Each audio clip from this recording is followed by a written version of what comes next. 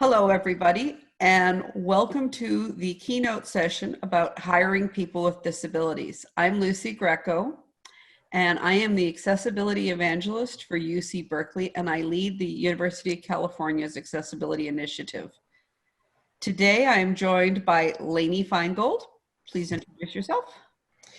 Thanks, Lucy. I'm Lainey Feingold. I'm a disability rights lawyer, and I've been working in the digital accessibility space since 1995. And I've written a book about how to use collaboration to help advance accessibility. And Ted Drake. I'm Ted Drake, and I'm the Global Accessibility Leader at Intuit. Before that, I was with the Accessibility Lab at Yahoo, and I've been a developer evangelist and accessibility advocate for probably 20 years now. I started in the museum world. Excellent. So I brought two of my closest friends together for this presentation because we all work on different sides of the accessibility world. Lainey, of course, is on the legal side. Ted is a developer, and myself, I am a tester, as well as an evangelist and promoter of accessibility. So I wanted to start by asking if the two of you had any really great stories about working with people with disabilities. Lainey, why don't you start? It was very hard to think of just one great story because I've been very lucky in my legal career to practice law and collaboration so that people with disabilities are involved in all the advocacy efforts I've done. So I thought I would share two, even though you asked for one, that's okay.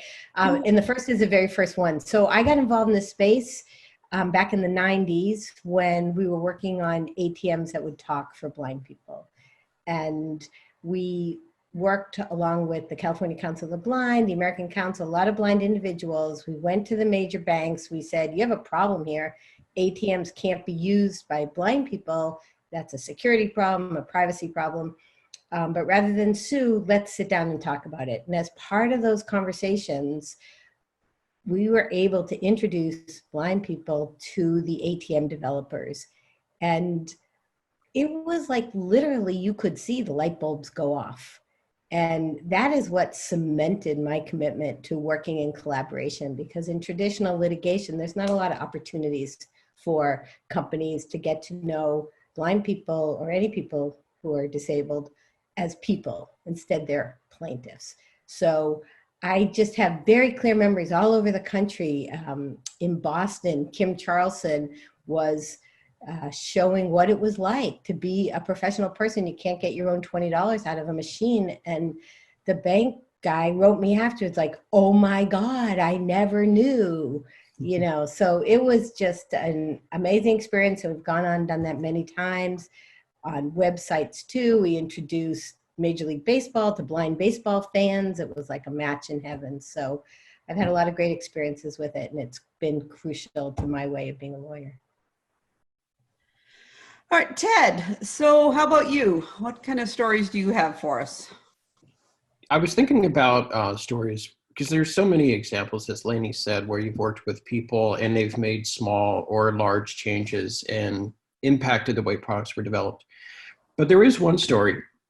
When I was at Yahoo, the Yahoo Maps team came to the Accessibility Lab and they wondered how they can make Yahoo Maps accessible.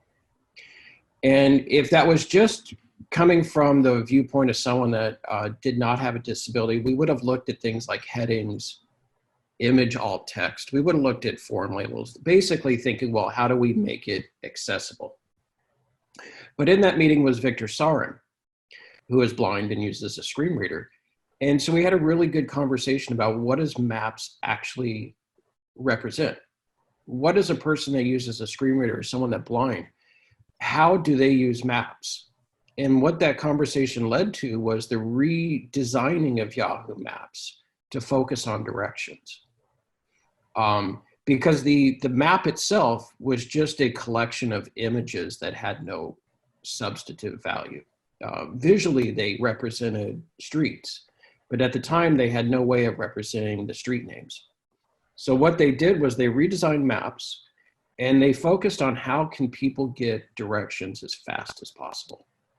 Now that simple interview with Victor wasn't just about making it available for him. How did he know what the screen looked like? But rather change the experience for all Yahoo Map users.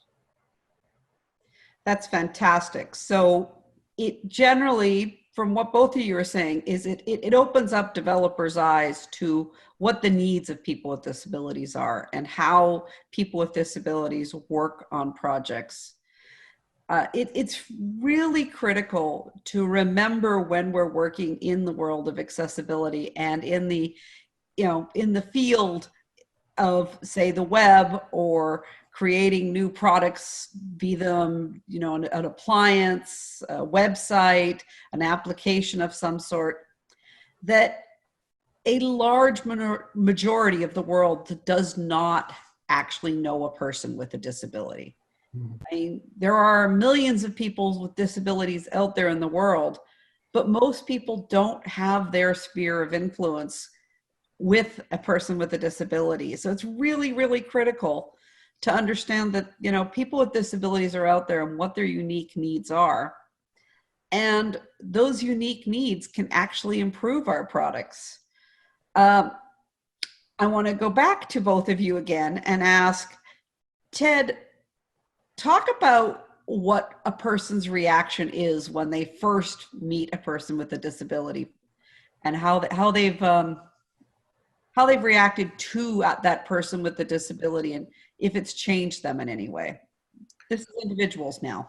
Yeah, and I think the question is really focusing on visible disabilities versus hidden disabilities. I think when someone first meets a person with a visible disability, for instance, they're in a wheelchair or they use a guide dog, or for some reason it's pretty obvious that the person uses assistive technology or has a disability.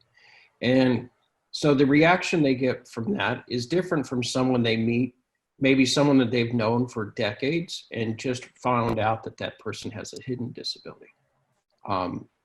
So the person meeting someone with a visible disability, it's almost like they can understand the situation. They start thinking of how they're going to get around the technicalities of the meeting. How are they going to work with this or that? And they're, the processes are going through their mind. I think a lot of times when people meet someone with a hidden disability, they don't know they don't have that kind of preparedness. And so there might be more curiosity, not understanding how the hidden disability actually affects someone. The other thing is I might also say someone with a communication disability, whether that's someone using a assistive communication device like Proloco to Go or something, or someone that's deaf and uses American Sign Language. A lot of times it's, what's the protocol? Like, how do I communicate with this person? So I think the average person that doesn't know someone, is not familiar with people with disabilities on a daily basis, I think those might be some of the questions that go through their mind. Excellent. And Lainey, how about you? What have you found people's reactions have been? Well, listening to your question and listening to Ted, I think sort of a key word here is assumptions.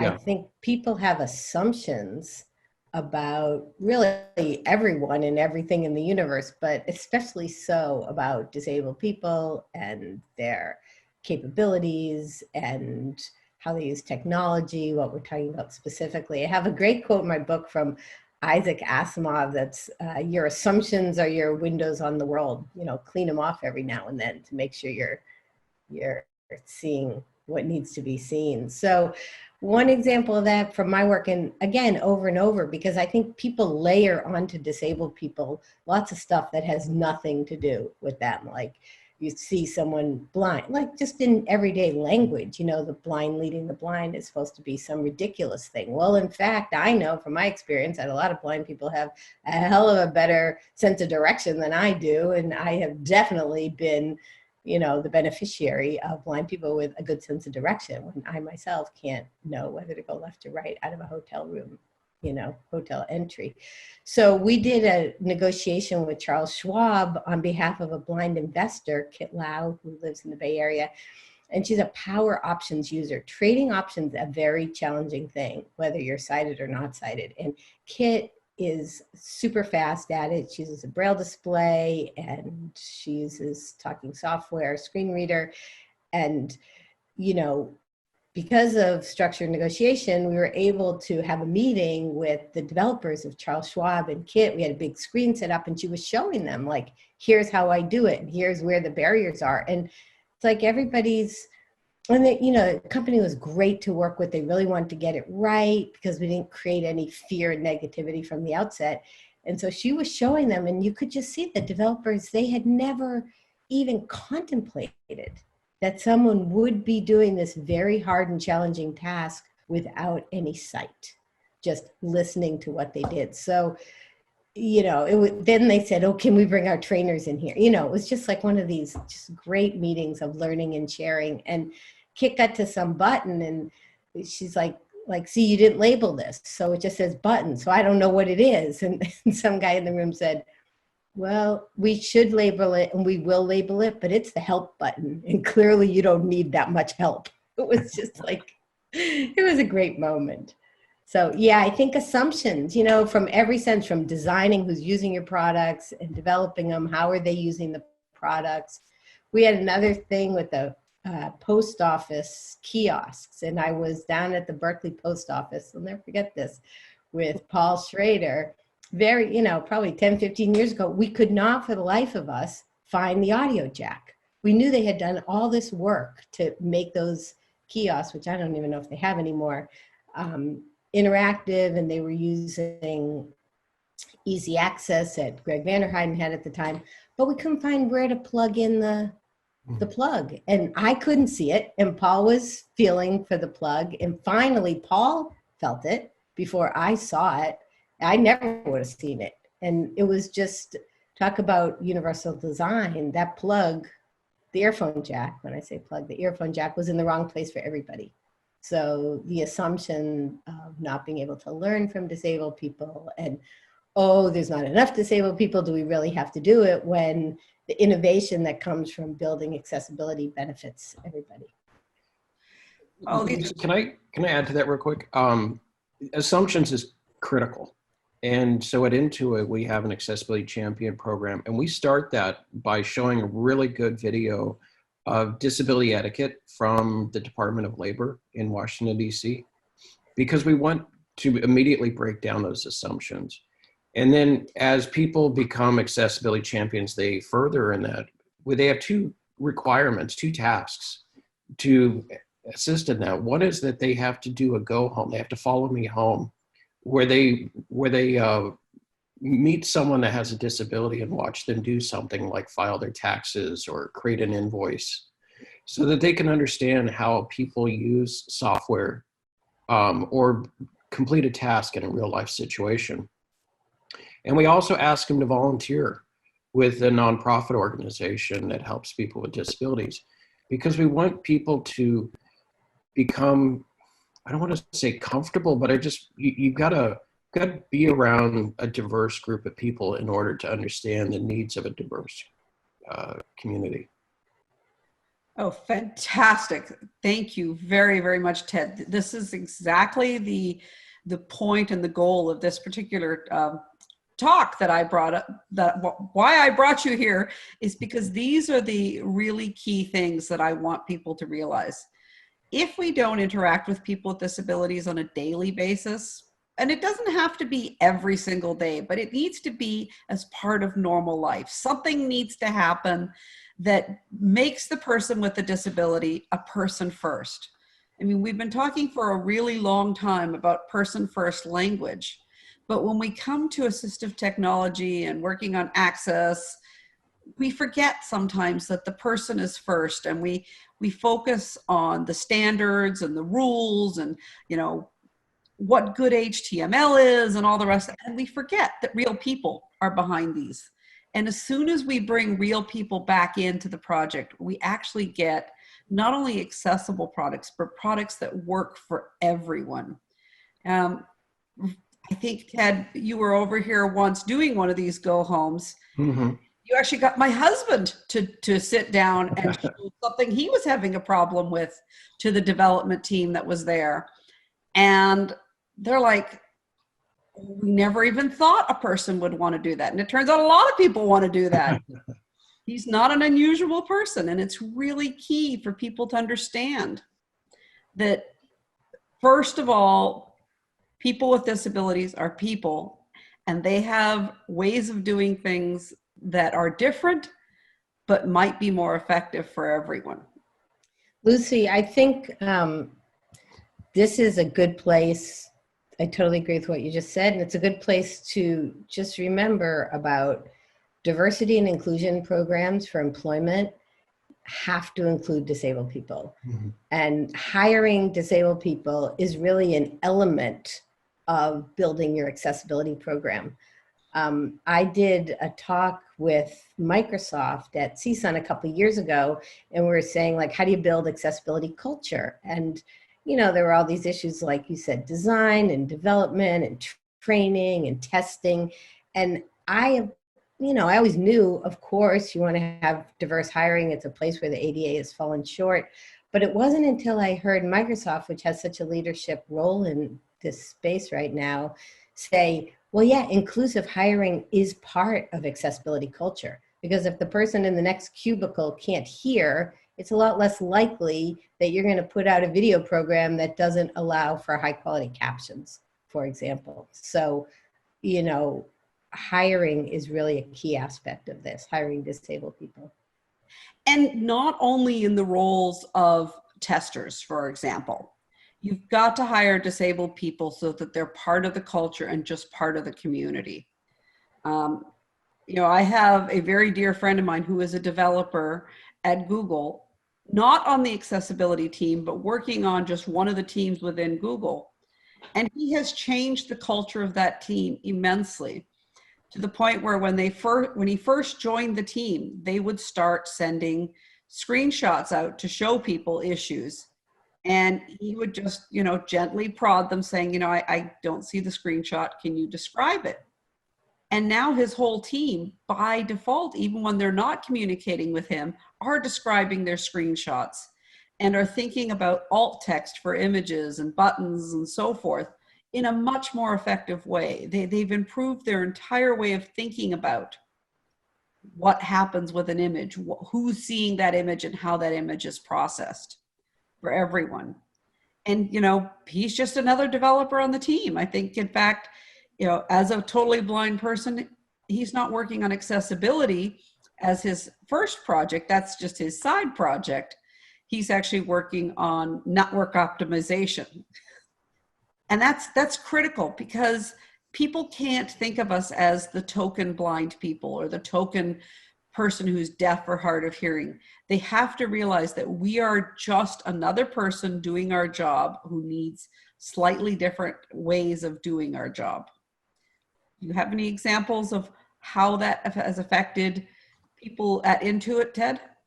Well, there's a catch-22 here.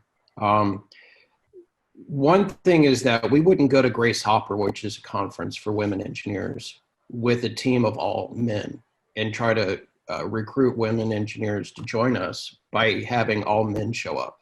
But that's what we're doing when we go to disability conferences and such, with all able-bodied, non-disabled people, trying to recruit. So we do have to be representative.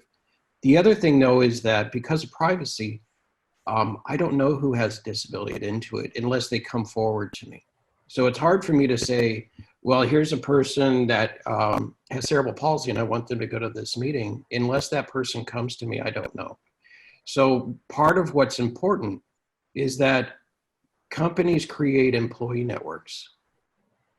And those employee networks not only provide support for individuals and their family members, but also gives a community where, let's say someone joins the company and they have a child with autism, they can connect with other parents of children with autism. We have a person that just started one of our local networks, and she's been sharing her sobriety. and she's been leading the breaking down the stigma of addiction and sobriety in the workplace. These are things that an employee network provides the platform and the support for people being able to do that. Now, once you do have, if there was a conference, like we recently had a conference that we supported for deaf entrepreneurs, we had a deaf employee, and we have a hard of a hearing engineer who joined that conference. So it's like, now that we know people have come forward and they've told us that they have a disability, we can help them represent Intuit at specific events. Does that make sense? Oh, yes. I mean, let's unpack what you've said there. You've made so many valid, interesting points. It's really important to provide these people with disabilities the support in the workplace, because there are issues that they're going to face with one another. If they're the only person with a disability, we're back to that tokenism that I talked about. And we don't want that to be an issue. We want them to be part of the community, but we also want them to have somewhere to go. You know, we talk about this in diversity exercises all the time, a safe space. Mm-hmm. And that safe space is other people with disabilities, or other people with, you know, other women, other people who might have issues with family members at home. It's really critical to let people realize that they're not that sole lone person. You know, disability is often thought of as a lonely situation, and it's only made lonely because we're not made aware of other people around us who might have the same, you know, the same disability or the same challenges to get their job done. I hate the word challenges, just so you don't know. But it's really important. I mean, for me, growing up as a blind person, I've always thought that I need my community of blind people, if only to find different ways of doing things. You know, it's really key for me to have my friends who are blind around me, but I also enjoy my friends who are not blind. And I enjoy, you know, bringing both circles together and kind of seeing how they work. Sometimes they clash, sometimes it works. It's a lot of fun for me to have a party here where I have a bunch of blind people and a bunch of sighted people, and seeing how the two circles slowly start to meld together. It's really quite lovely. But in the end, you need to have an option to go off into a safe place, regather, recollect, and then come back. So those communities are really important. Thank you, Ted. Sure. Lucy, I do need to interrupt the flow here and say, what's wrong with the word challenge? Because as part of my quarantine exercise routine, I listened to this hip hop Tabata gal, and she's always saying, with challenge comes change. And that's her exercise motto. But I kind of think it's good, because we need to challenge. We kind of need to challenge everyone who's hiring people and everyone who's designing something and everyone who's developing. We need to challenge people to think, you know, you've seen those head bubbles in the person, the designer has like a beard and he's a hipster and he's thinking about a guy with a beard and hipster while he's designing. So yeah, I think challenge is good. No, and I think challenge is good, but saying somebody is challenged. Oh, yeah, that's bad. You know, saying somebody that's bad. I agree with you. Sorry, I misunderstood. I mean, when somebody says, oh, you're so challenged doing things. No, I'm not challenged. I'm just doing them differently. But I challenge people definitely to come and think differently and understand and walk through these particular processes. I want to really briefly touch, I think we're getting close to time. I forgot to chime. But I want to really briefly ask, why do you guys think it's important to have a person with a disability test products and test your theories and applications? Ted, let's start with you. Okay. Engineers are not screen reader experts. So we teach our engineers how to use VoiceOver on a Mac, but they're able to use it enough that they can quickly detect if an object is being announced the way they want it to. but they're not going to be able to have the same kind of experience as someone that uses it every day. And they're not necessarily going to be able to use the same equipment. We had a problem recently that we were not aware of. It happened when Chrome did an update, and they fully supported an ARIA owns attribute. We still don't know exactly what happened, but essentially we were using ARIA owns incorrectly on some items. And with the recent Chrome update, it completely broke. Now, if I would open it up on VoiceOver on a Mac and it worked fine, but that's because I wasn't using JAWS or NVDA. But we started getting immediate calls from our customers that use screen readers every day, and they're saying this thing broke, and we had to figure it out. If you don't have that communication channel where you can hear from people that use your products with this different assistive technology or different methods, or if you don't have someone that's working with you that can check these things with their assistive technology and use it, you're only getting like a sliver of the experience. You're not getting the full experience. Things like, some of it is someone that's new to accessibility wants to do so much, but what they don't realize is sometimes they're doing too much. Like, for instance, they're creating labels that are too verbose. And someone with a screen reader comes in and says, whoa, whoa, whoa, that's way too much information. I don't need that. Just give me the basics. Or someone that's using Dragon and they're not able to, find that button because the label's been rewritten in such a strange way. There's a difference between theory and reality. And a lot of our engineers, a lot of our designers are still focused in theory. They know what they should do, but they don't have the reality of actually using it on a day-to-day basis. Excellent. And Lainey, how about you?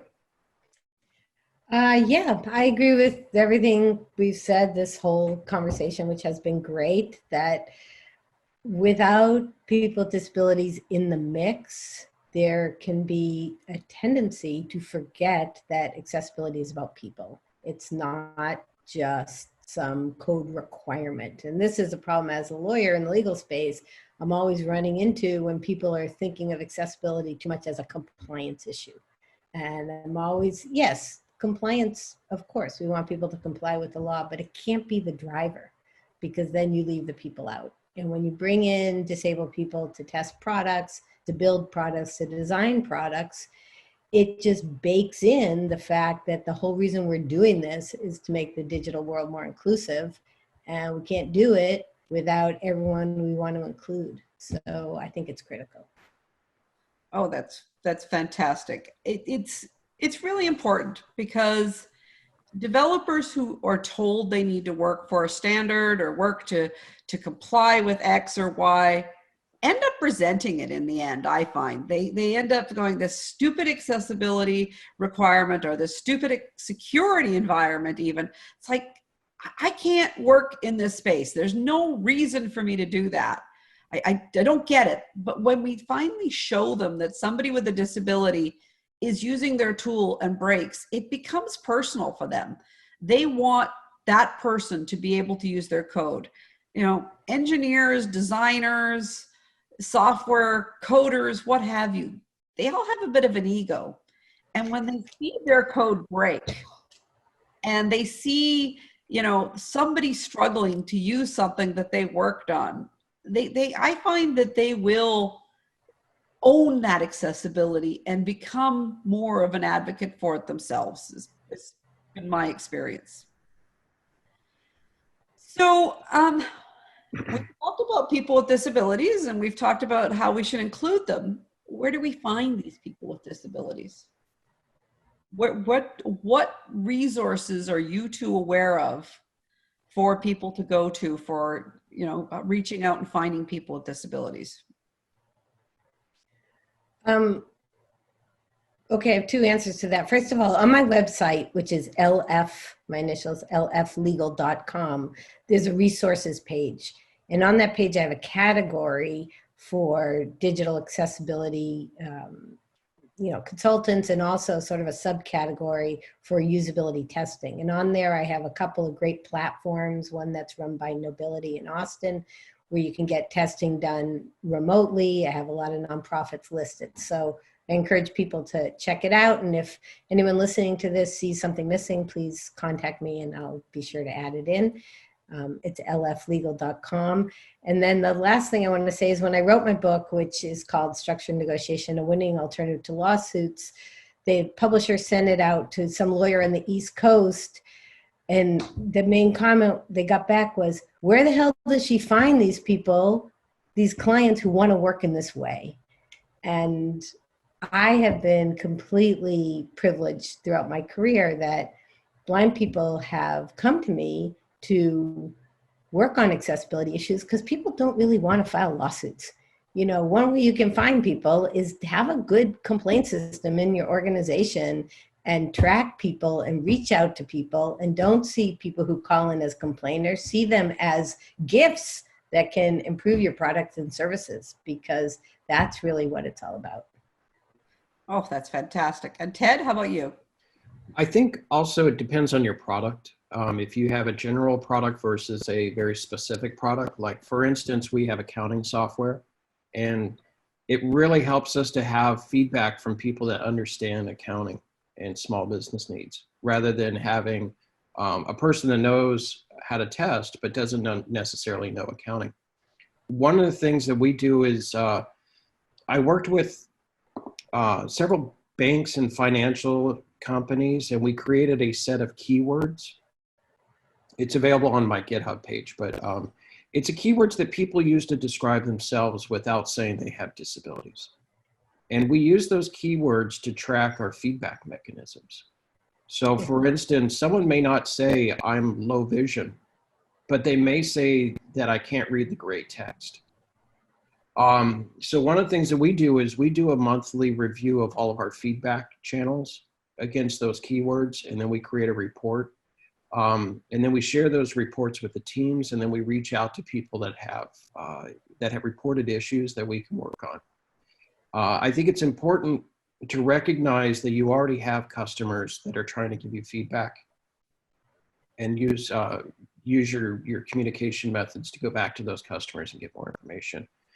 Plus, we also work with small business owners. Are the majority of our clientele is that, and with TurboTax with taxpayers. But we sponsor organizations that help small business owners, like the Randolph-Shepard Vendors Act, the Yantern Summit for Deaf Entrepreneurs, as a way of also getting more contact with our customers. I knew I invited the right two people, because Lainey talked about the process and how important it is to engage your customers. And then Ted just demonstrated how to do that. I think that's fantastic.